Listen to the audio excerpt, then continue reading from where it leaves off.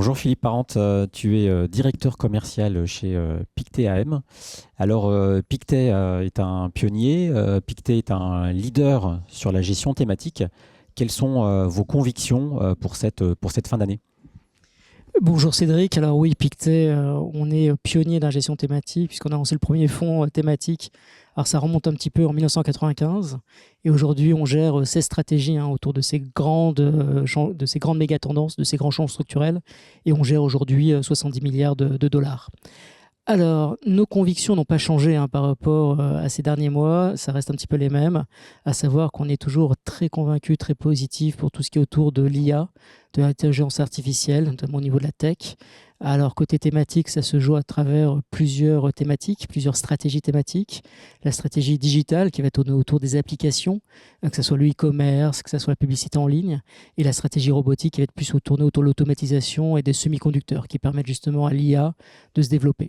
Alors pas que, parce qu'on peut également jouer le développement de l'IA à travers d'autres thématiques, donc d'avoir un portefeuille un peu plus diversifié au niveau action. Et notamment, on pense, et je pense à tout ce qui tourne autour de la transition énergétique. Pourquoi? Parce que l'IA est très consommateur d'énergie.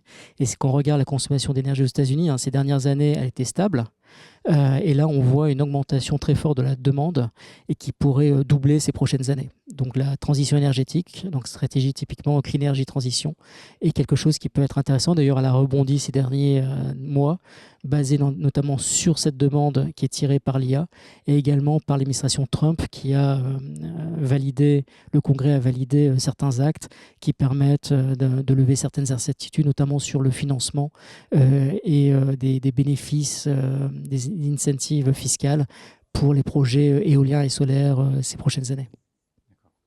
Merci Philippe pour cet éclairage. Alors, une autre expertise connue chez Pictet, ce sont le marché des taux.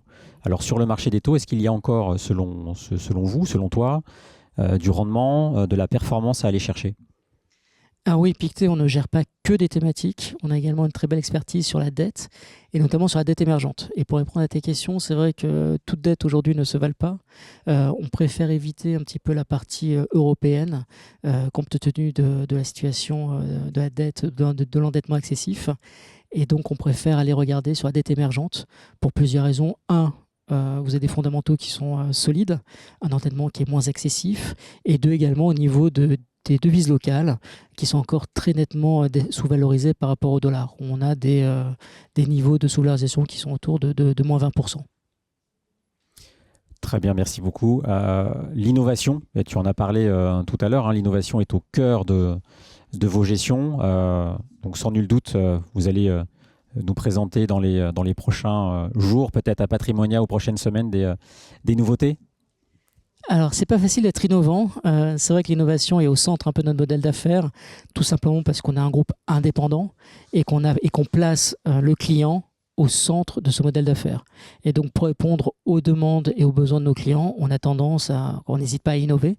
C'était le cas, comme tu le mentionnais, avec la gestion thématique dans les années 90, la dette émergente dans les années 80.